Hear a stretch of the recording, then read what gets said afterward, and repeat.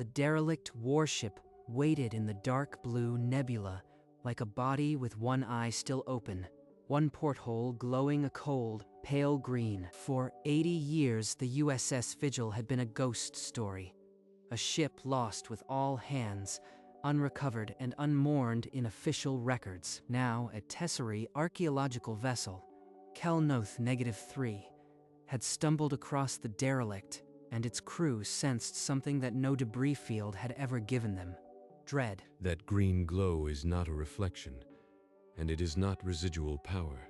Something is still active inside that tomb. I want answers, not guesses. Prep the boarding tube. We are going aboard. The shuttle docked with a ruptured airlock, its seals hissing as ancient atmosphere bled into the void one final time. Inside, the corridor stretched dark and narrow. The emergency lights barely flickered, their dim red glow catching floating dust like suspended blood. No bodies, no wreckage in the corridors. This ship was not boarded or blown apart. It was abandoned in a hurry, but not in panic. Keep your eyes on the life sign scanners. If that green glow is a power source, someone might still be home. But the scanners showed nothing alive, just the ship, and that single green eye waiting at the top of the bridge. Deeper inside, the damage thickened, scorch marks on walls, frost from old breaches, and the green glow bleeding through every viewport. The corridor ended at a sealed bulkhead. Bold letters read "Bridge Access." The green light pulsed through the seams like breath. Override it, now. His gloved hand forced the panel. Sparks spat, and with a grinding shriek, the ancient locks disengaged. The door groaned aside, releasing a cold breath of stale air, and that same pale green light, brighter now, emanating from the captain's seat. Inside, the bridge was a tomb of dust and silence. Every screen dead, every station empty, but the chair was occupied. Stay close. We are not alone. The chair's high back hid whatever sat in it, but the green light waxed and waned like breathing. There is no life sign, but something is generating that glow. Find the source. But the scanners still showed nothing alive.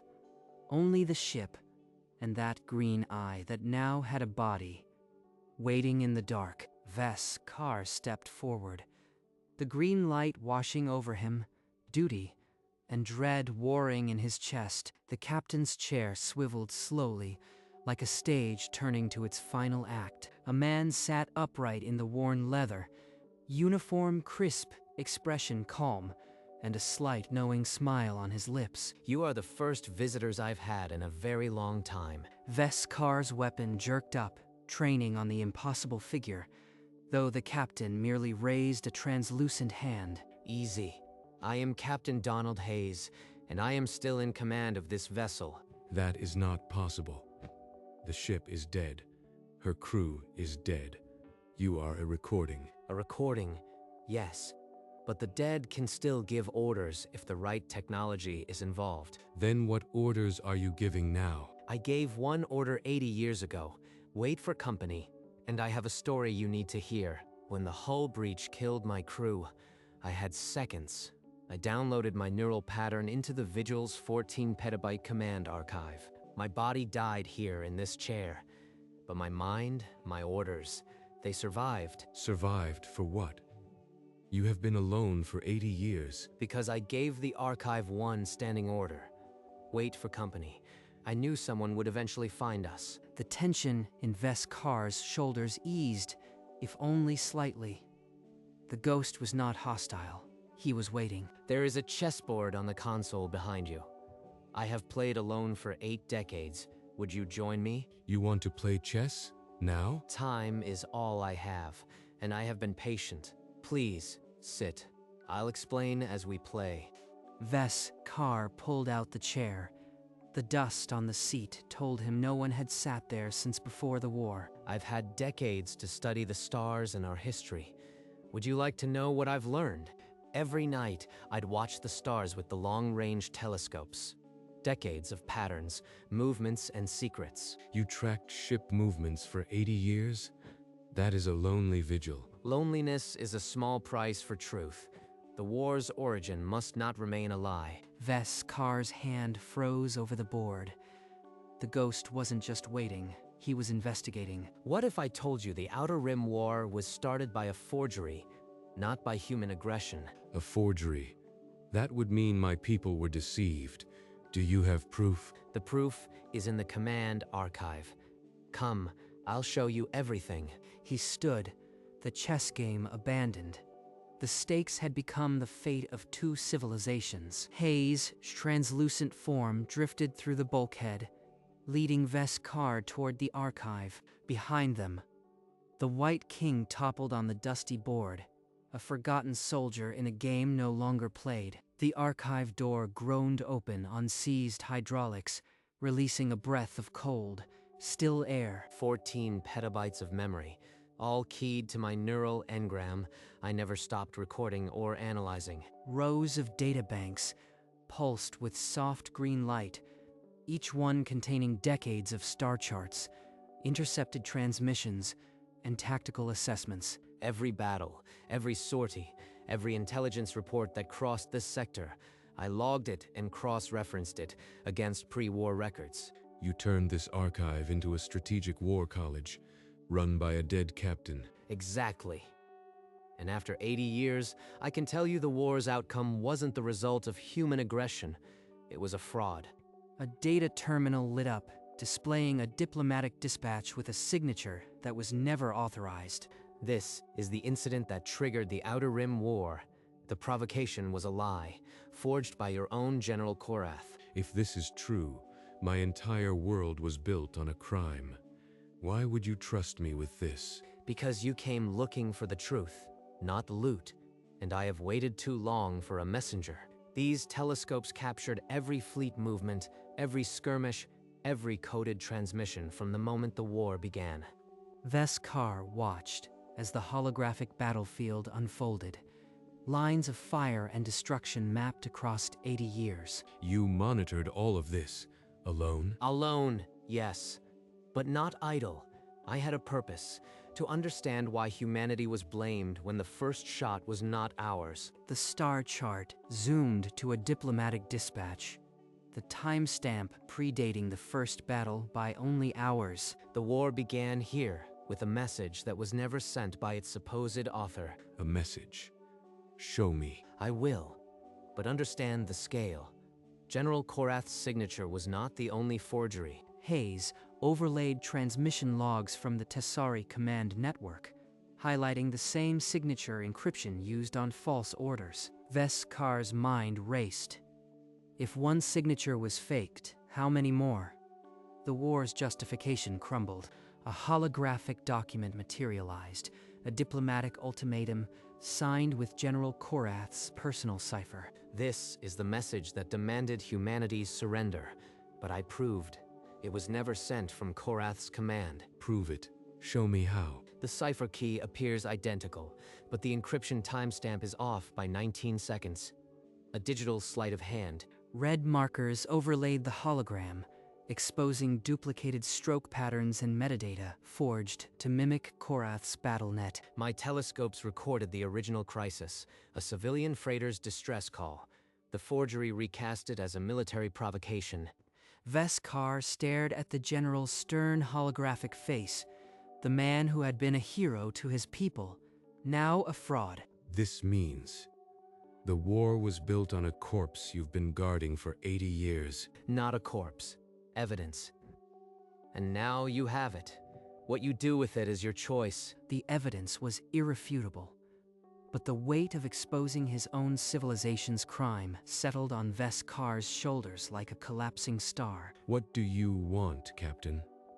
No one waits 80 years just to hand over a file. The truth must be known, but I also have a personal request. My granddaughter, Emily. I wrote her a letter before I died.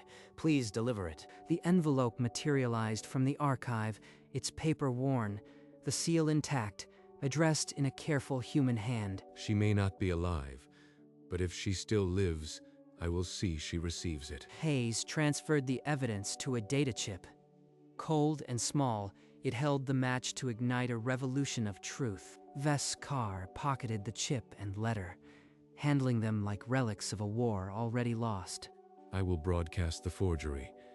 My people will know their hero was a lie. Then my duty is done. Thank you. They stood together by the viewport, the dead captain and the living officer, bound by a pact that would shake the galaxy. The data chip sat in Veskar's palm, cold and final.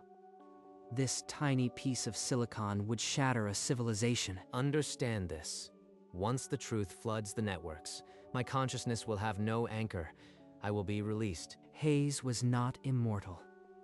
His digital soul had waited only to deliver this one testimony. Then, this is farewell, Captain Hayes. Your mission will be completed. I will find your Emily. Goodbye, Veskar, and thank you for ending the wait. Veskar strode out of the archive, the chip and letter secure against his chest. He returned to the bridge one last time.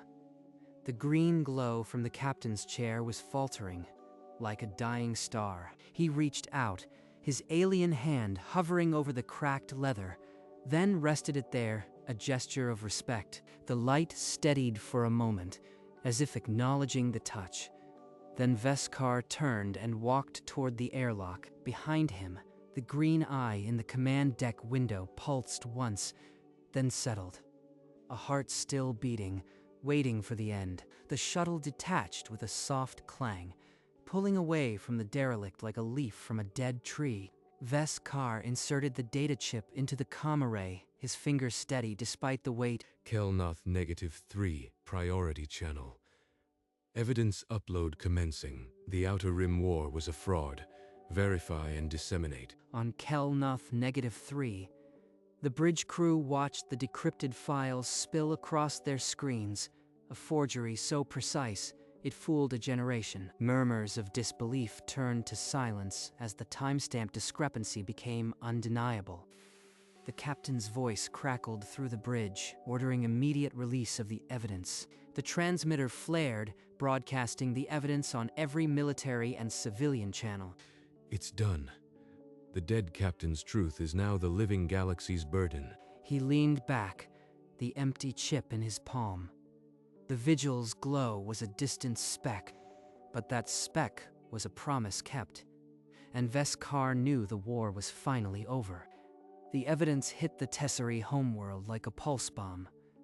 Within hours, every public screen blazed with the forged document and Korath's signature. In the council chamber, officials scrambled to deny, but the data was too precise. The timestamp discrepancy undeniable. Crowds gathered in public squares, watching the evidence loop. The name Korath was now a curse. A junior legislator, face pale, stood and demanded General Korath's immediate arrest.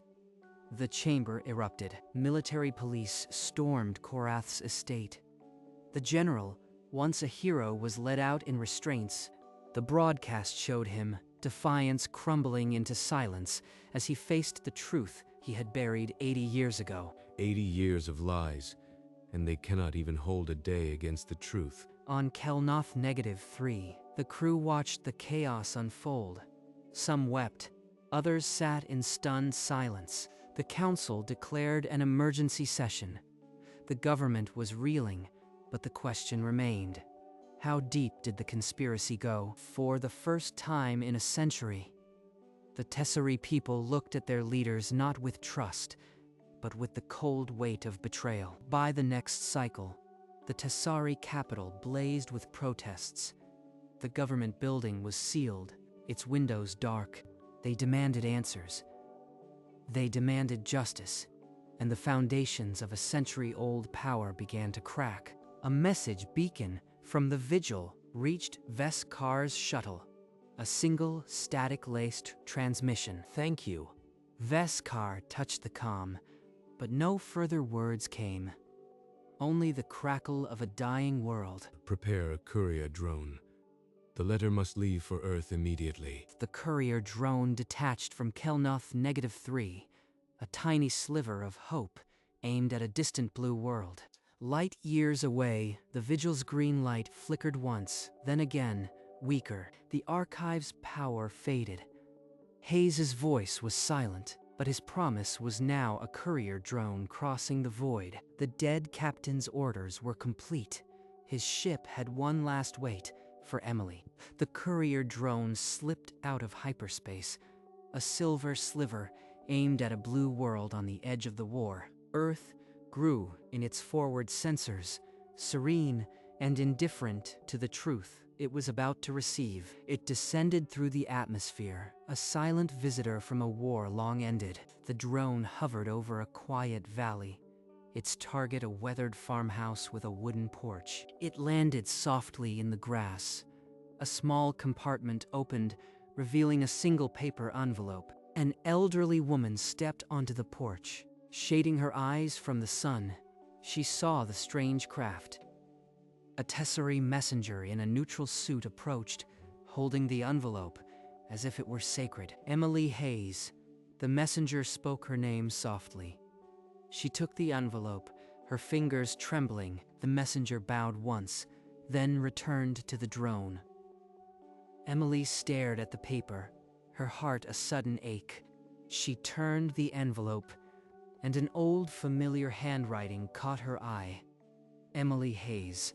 Emily eased herself into the old wooden chair on the porch, the envelope cradled in both hands. Her fingers, still steady after 90 years, slid under the seal and broke it with a soft crack. The paper inside was yellowed, the creases deep, but the handwriting was unmistakable. She traced the loops of the ink, a script she remembered from bedtime stories and old cards. She raised the letter, and the words reached across 80 years to find her. Her jaw tightened, then softened. The morning light caught the tears brimming but not yet falling. She read the same lines twice, as if his voice was in the paper. Her lips moved silently, shaping a reply she had waited a lifetime to give. The letter was short.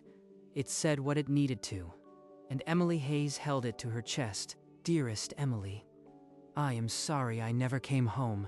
I thought of you every day. I hope you lived a full life. I love you. Grandpa. Emily stared at the words, a lifetime of unanswered questions distilled into a few lines. Goodbye, Grandpa. She pressed the paper to her heart, the ink smudging with tears.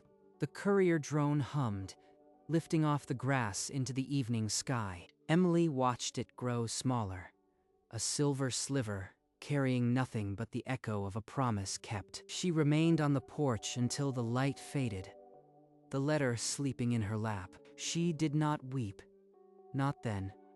She only smiled, and the weight of 80 years lifted. The letter had delivered what no war could, an ending. And somewhere, light years away, a green light flickered in a derelict ship. Content. The Tesserae government dissolved at dawn, the council chamber silent but for the slide of resignation papers. Peace, envoys from Earth and Tessara met on neutral ground, the war's true origin laid bare. The forgery was officially declared the cause of the Outer Rim War, and General Korath's name struck from every honor roll. Ves Carr stood on the Kelnuth -3's bridge, surrounded by his crew, listening to the broadcast with a quiet, bone-deep satisfaction. Captain Hayes did not die in vain. The galaxy knows the truth now, and it cannot be unlearned. His transmission had triggered the collapse, but the human captain's name was now whispered as a hero across both civilizations. A historian on Tessara called him the dead captain who ended a war from beyond the grave and the stars. Ves Carr allowed himself a small, tired smile. The war was over, and the ghost in the machine had finally been heard. But the green light in the derelict ship still flickered, waiting for one more thing. The green light pulsed irregularly now, a heartbeat struggling to remember its rhythm. Hayes' projection stood alone on the silent bridge, a faded photograph in his translucent hand. The little girl in the picture smiled forever. Emily, 5 years old, Pigtails, trusting the man who would sail into darkness. She got the letter. I can feel it. A faint smile crossed his digital face. Not the smug invitation he'd first given, Veskar, but a grandfather's quiet peace. His edges began to blur, the green light leaking from his form like sand through an hourglass. The ship's systems wound down. Ventilation fell silent. Even the emergency lights dimmed, surrendering to the deep. Through the command deck window, the green eye wavered. Less a stare, more a closing. The chair sat empty. The captain was no longer present, but he was not gone. Just one small spark remained in the archive, holding a single word. Wait. The archive console blinked one final time, a line of green text scrawling across the dark. Mission complete. The databanks hummed down to silence. The green nebula that had been Hayes' mind dissipated into inert circuits. The green spark in the command deck window guttered, then died. The vigil became what it had always pretended to be, a derelict, dark and cold. The captain's chair sat empty, its leather cracked, its occupant finally at rest. For the first time in 80 years, the USS Vigil was truly abandoned. The debris that had followed her for decades drifted on, undisturbed, carrying the silent memory of a dead captain's last command. The ghost was gone. Only the galaxy remained, changed by the patience of one man who refused to die without a witness. And somewhere, light years away, Emily Hayes slept with a letter folded beneath her pillow. Veskar stood alone at the observation port, watching the stars drift in their slow, ancient dance. He no longer saw them as battlefields, but as quiet witnesses to a promise kept across the void. Hayes' face, Emily's tears. They lingered in his mind, not as guilt, but as purpose fulfilled. His captain's voice came over the comm, uncommonly warm. You did well, Veskar. No medal, no ceremony mattered as much as that single phrase, carrying the weight of a truth he helped deliver. He rested his forehead against the cool bulkhead, exhaling 8 decades of a stranger's burden. Somewhere, light years away, a derelict ship drifted dark, but its story was now written in the stars. And Emily's smile, though he would never see it, had joined the stars, a quiet, unending light. He closed his eyes, letting the silence fill him.